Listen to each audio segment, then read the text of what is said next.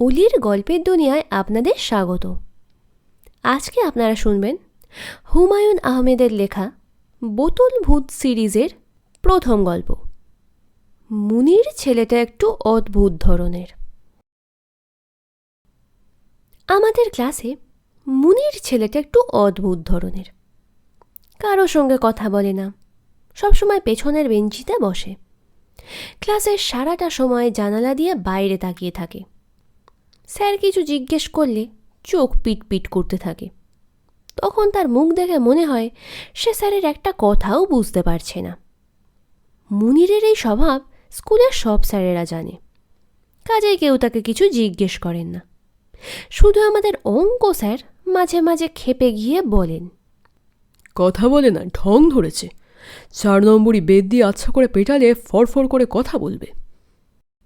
আমাদের স্কুলের কমন রুমে নম্বর দেওয়া নানান রকমের বেদ আছে। বেদ যত চিকন তার নম্বর তত বেশি। 4 নম্বরই বেদ খুব চিকন বেদ, 1 নম্বরই বেদ সবচেয়ে মোটা। কথায় কথায় বেদের কথা তুললেও অঙ্ক স্যার কখনো বেদ হাতে নেন না, কিন্তু একদিন মুনিরের উপর অসম্ভব রাগ করেন, যেমন আজ করেছেন। রাগে তার শরীর কাঁপছে, মুখ দিয়ে ফেনা বের হচ্ছে। স্যার চৌবাচ্চার একটা অঙ্ক করতে দিয়েছেন, জটিল অঙ্ক। একটা পাইপ দিয়ে পানি আসছে, একটা ফুটো দিয়ে চলে যাচ্ছে। কিছুক্ষণ পর ফুটো বন্ধ করে দেওয়া হলো। এইসব হাবি যাবি। মুনির ফট করে অঙ্কটা করে ফেলল। আমি মুনিরের পাশে বসেছি, কাজেই ওর খাতা দেখে আমিও করে ফেললাম। অঙ্ক হয়ে গেলে হাত উঁচু করে বসে থাকতে হয়, কাজেই উঁচু করেছি। কিন্তু আর কেউ হাত তুলছে না, তোলার কথাও নয়। খুব কঠিন অঙ্ক কি না? এখন একটা সমস্যা দেখা দিল। কেউ যদি হাত না তোলে তাহলে অঙ্ক স্যার আমাকে বলবেন বোর্ডে এসে অঙ্কটা করে দিতে। বিরাট সমস্যা হবে। আমি চট করে হাত নামিয়ে ফেললাম। অঙ্ক স্যার হুঙ্কার দিলেন, হাত তুলে নামিয়ে ফেললি কেন? অঙ্ক হয় নাই? জি না স্যার। দেখি খাতা নিয়ে আয়। খাতা নিয়ে গেলাম। স্যার খাতা দেখে গম্ভীর গলায় বললেন, এই তো হয়েছে, হাত নামালি কেন? সত্যি কথা বল, নয়তো 5 নম্বরই বেদ দিয়ে কেরামতি দেখিয়ে দেব। আমি চুপ করে রইলাম। এই শীতেও ঘাম বেরিয়ে গেল, বুক শুকিয়ে কাঠ। বশির বলে একটা ছেলে আছে আমাদের ক্লাসে, খুব বজ্জাত। তার জীবনের লক্ষ্য হচ্ছে মানুষকে বিপদে ফেলা। যদি কোনো স্যার বেত আনতে বলেন, বশির আনন্দে হেসে ফেলে। বিনয়ে গলে গিয়ে বলে, স্যার আমি নিয়ে আসি। যদি কোনো ছেলেকে নীল ডাউন করে রাখা হয়, বশিরের মুখ আনন্দে উজ্জ্বল হয়ে ওঠে। সে বড় মজা পায়। আজও তাই হলো। যেই সে দেখল অঙ্ক স্যার 5 নম্বরই বেতের কথা বললেন, অমনি সে বললে, ও স্যার মনিরের খাতা থেকে টুকলি ভাই করেছে, আমি দেখেছি। স্যারের মুখ অন্ধকার হয়ে গেল। বশির দাঁত বের করে বলল, বেত নিয়ে আসি স্যার? যা নিয়ে আয়। কয় নম্বরই আনবো স্যার? 5 নম্বরই আন। দেখ আজ কেরামতি কাকে বলে। বশির লাফাতে লাফাতে বেত আনতে গেল। অঙ্ক স্যার মুনিরকে জিজ্ঞেস করলেন, হুমায়ুন তোর খাতা দেখে টুকেছে? মুনির তার স্বভাব মতো চুপ করে রইল। হ্যাঁ না কিছুই বলল না। মুনির ক্লাসে কখনো কথা বলে না। কথা বল, নয়তো আজ তোর কেরামতিও বের করব। বেটা মৌন বাবাজি, কথা বলে না। কথা বল, নয়তো তোর একদিন কি আমার একদিন। মুনির উদাস দৃষ্টিতে জানালা দিয়ে বাইরে তাকালো। ততক্ষণে বশির চলে এসেছে, আনন্দে সে ঝলমল করছে। অঙ্ক স্যার গম্ভীর গলায় বললেন, দুজনে 25 ঘা করে বেত খাবি। কত ধানে কত চাল বের হয়ে যাবে। ক্লাস 6-এ পড়ে, এর মধ্যেই খাতা দেখে লেখা শিখে গেছে। মামদোবাজি। আরেকজন দরবেশ মৌনি বাবা। দেখি হাত পাত, 2 হাত। আমি হাত পাতলাম। বশির আনন্দে ফিক করে হেসে ফেলল। আমি অবশ্য খুব ব্যথা পেলাম না।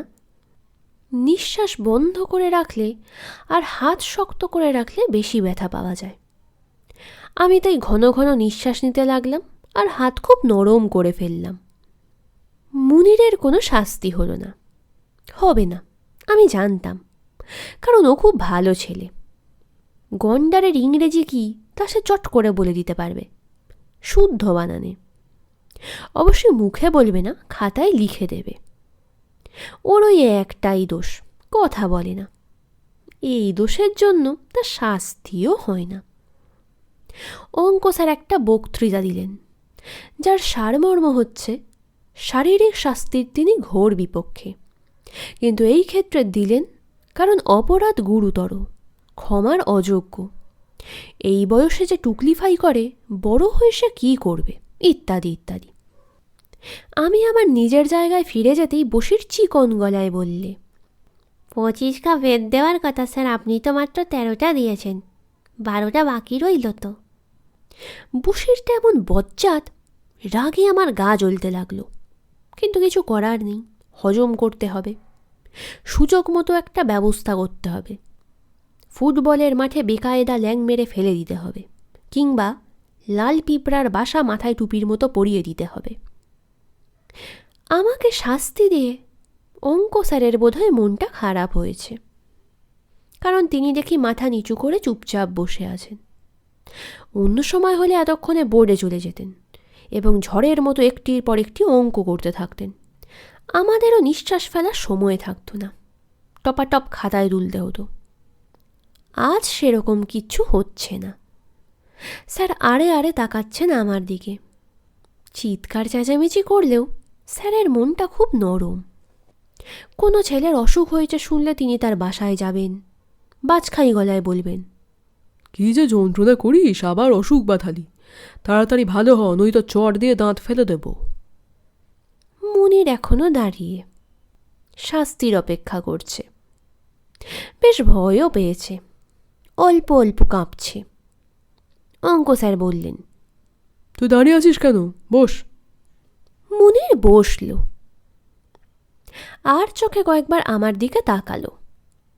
তারপর হঠাৎ আমাকে অবাক করে দিয়ে বলল, এই হুমায়ুন, ভূত পুষবি?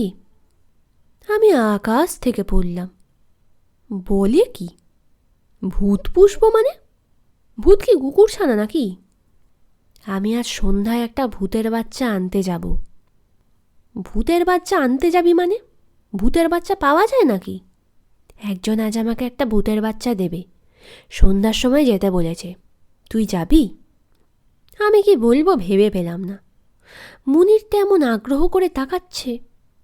আমার মার খাওয়া দেখে ওর হয়তো মায়া লেগেছে, এখন আমাকে খুশি করতে চায়। হুমায়ুন, যাবি? যাব। খবরদার কাউকে বলবি না। আচ্ছা, বলবো না। কোনো কথা কাউকে না বলে থাকা কষ্টের ব্যাপার। তখন কথাটা পেটের মধ্যে বড় হতে থাকে, পেট গুড়গুড় করে, খুব অস্বস্তি হয়। এই জন্যে কোনো কথা বেশিক্ষণ রাখতে নেই।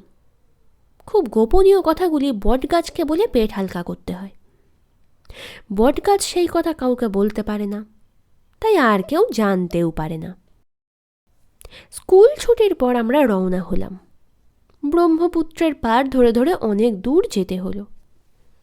কেওটখালির কাছাকাছি এসে নদী পার হলাম। শীতকাল, কাজেই পানি বেশি নেই। খেয়া নৌকা আছে, 10 পয়সা করে নেয়। মুনির পয়সা দিয়ে দিল। সন্ধ্যা এখনো হয়নি, এর মধ্যেই চারিদিক অন্ধকার। গাছপালার ভেতর দিয়ে যাচ্ছি। এমন সময় একটা দোতলা বাড়ির সামনে এসে দাঁড়ালাম। গাছপালায় ঢাকা জঙ্গুলে জায়গায় শাওলা ঢাকা একটা বাড়ি, লোহার গেট। সেই গেটে বাড়ির নাম লেখা শান্তিনিকেতন।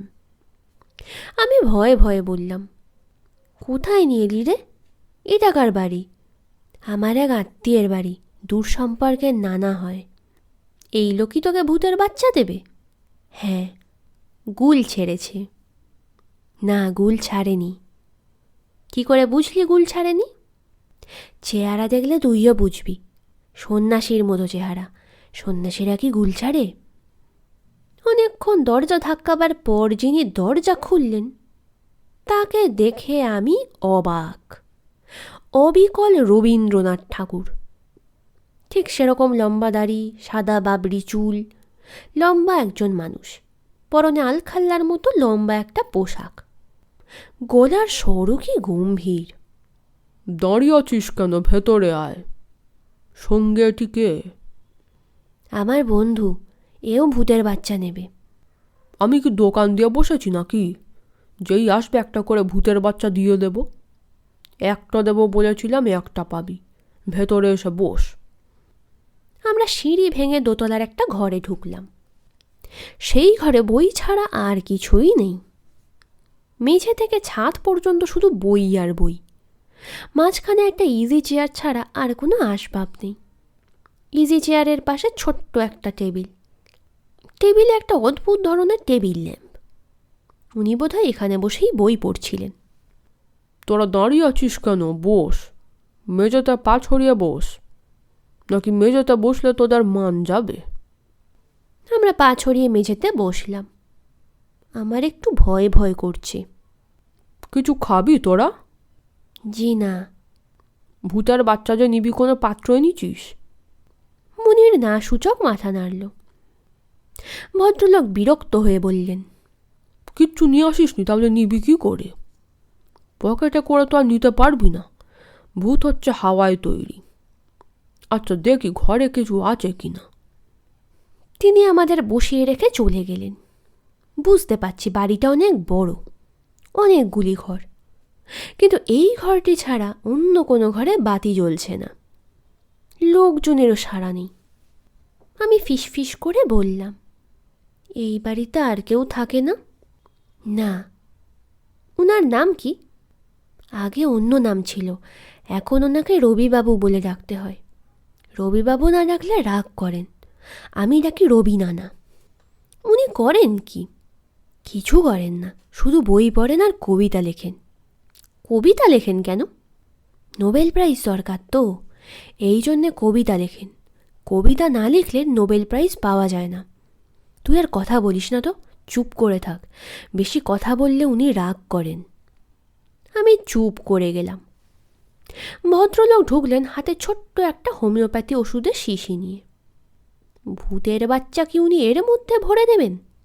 সর্বনাশ।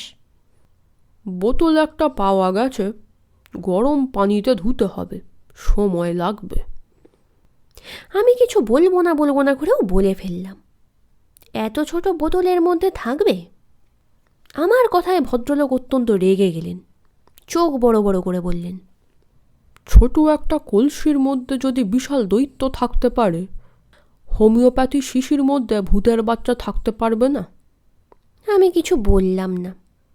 ভদ্রলোক ধমকের সুরে বললেন, জবাব দাও, পারবে কি পারবে না? পারবে। That's good. কি নাম তোমার? হুমায়ুন। ক্লাস 6-এ পড়ো? জি। রোল নাম্বার কত? 32। ক্লাসে ছাত্র কতজন? 32।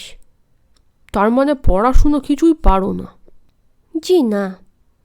স্কুল ভালো লাগে না? জি না। রবি ঠাকুরেরও স্কুল ভালো লাগতো না, তাই বলে তুমি মনে করো না যে তুমি রবি ঠাকুর। আগে আমি মনে করি না। গুড। এখন বলো তো, আমার চেহারাটা রবি ঠাকুরের মতো না? জি। মুশকিল হচ্ছে কি জানো, টাক পড়ে যাচ্ছে। টাকওয়ালা রবীন্দ্রনাথ অসহ্য, তাই না? আমরা কিছু বললাম না। ভদ্রলোক আমাদের রেখে হোমিওপ্যাথি শিশি হাতে নিয়ে উধাও হয়ে গেলেন। আমি মুনিরকে বললাম, তোর এই নানা কি পাগল? না, পাগল হবে কেন? কেমন কেমন করে যেন তাকাচ্ছে। মুনির কি একটা বলতে গিয়েও থেমে গেল, কারণ ভদ্রলোক আবার এসে ঢুকেছেন। হোমিওপ্যাথি ওষুধের শিশিতে হলুদ রঙের ধোঁয়াটে কি একটা জিনিস। সাবধানে রাখবি, মুখে গালা দিয়ে সিল করে রেখেছি। খবরদার সিল ভাঙবি না। মাঝে মাঝে চাঁদের আলোতে রাখবি, এরা চাঁদের আলো খায়। ব্রহ্মপুত্রের পাড় দিয়ে বোতল হাতে নিয়ে হাঁটবি, এরা টাটকা বাতাস পছন্দ করে। আমি বললাম, বোতলের ভেতর তো বাতাস যাবে না। ভদ্রলোক কড়া গলায় বললেন, এই ছেলে তো বেশি কথা বলে। শোনো ছোকরা, কম কথা বলবে। জি আচ্ছা। এখন বাড়ি চলে যাও। যাবার আগে একটা কবিতা শুনে যাও, টাটকা কবিতা, আজ বিকেলে লিখেছি। 2 ঘন্টা মতো হয়েছে, এখনো বাসি হয়নি। 6 ঘন্টার আগে কবিতা বাসি হয় না, শুধু গরমকালে 3 ঘন্টাতেই বাসি হয়। আমরা চুপচাপ বসে আছি। রবি নানা পকেটে হাত দিয়ে কবিতা লেখা কাগজ বের করলেন, মাথা দুলিয়ে তারপর পড়তে শুরু করলেন। আমাদের ছোট নদী চলে বাঁকে বাঁকে, বৈশাখ মাসে তার হাঁটু জল থাকে। পার হয়ে যায় গরু, পার হয় গাড়ি, 2 ধার উঁচু তার, ঢালু তার পাড়ি। কবিতাটা আমার বেশ ভালো লাগলো, তবে কেন জানি মনে হতে লাগলো আগেও পড়েছি। কবিতাটা কেমন? খুবই ভালো। ব্রহ্মপুত্র নিয়ে লেখা। আচ্ছা যাও, এখন বাড়ি যাও, রাত হয়ে যাচ্ছে। ভূতের বাচ্চা নিয়ে আমরা চলে এলাম। আমার বারবার মনে হতে লাগলো এটা সত্যি নয়, কোথাও মস্ত একটা ফাঁকি আছে। মুনিরের একটা হাত পকেটে, সেই হাতে সে নিশ্চয়ই বোতল ধরে আছে। একবার সে ক্ষীণ গলায় বলল, কেমন জানি গরম গরম লাগছে, ব্রহ্মপুত্রের পাশ দিয়ে আসছি। নদীর উপর ক্ষীণ চাঁদের আলো আমাদের কেন জানি বেশ ভয় ভয় করতে লাগলো। মুনির ফিসফিস করে বলল, বোতলটার ভেতর ওইটা নড়াচড়া করছে রে, তোর ভয় লাগছে? হ্যাঁ, তাহলে আমার কাছে দিয়ে দে, সকালবেলা নিয়ে নিবি, দিনের আলোয় আর ভয় লাগবে না। মুনির সঙ্গে সঙ্গে আমাকে শিশিটা দিয়ে দিল। প্যান্টের পকেটে রেখে দিলাম। কিছুক্ষণ পর পকেটে হাত দিয়ে দেখি সত্যি সত্যি একটু যেন গরম গরম লাগছে। বাসায় এসে ভয়াবহ দুঃসংবাদ শুনলাম, অঙ্ক স্যার নাকি সন্ধ্যার পর এসেছিলেন। আমি এখনো ফিরিনি শুনে খুব রেগে গেছেন, বলে গেছেন আবার আসবেন। অঙ্ক স্যারের এই হচ্ছে একটা বদ অভ্যাস, হঠাৎ হঠাৎ সন্ধ্যার পর ছাত্রদের বাড়িতে উপস্থিত হন। বাঁচখাই গলায় বলেন, কি পড়াশুনো কেমন হচ্ছে? দেখি পাটিগণিত টান তো। গল্পটি ভালো লেগে থাকলে ভিডিওটিতে একটি লাইক করতে ভুলবেন না এবং বাংলা সাহিত্যের আরও গল্প শোনার জন্য চ্যানেলটি সাবস্ক্রাইব করে দেবেন।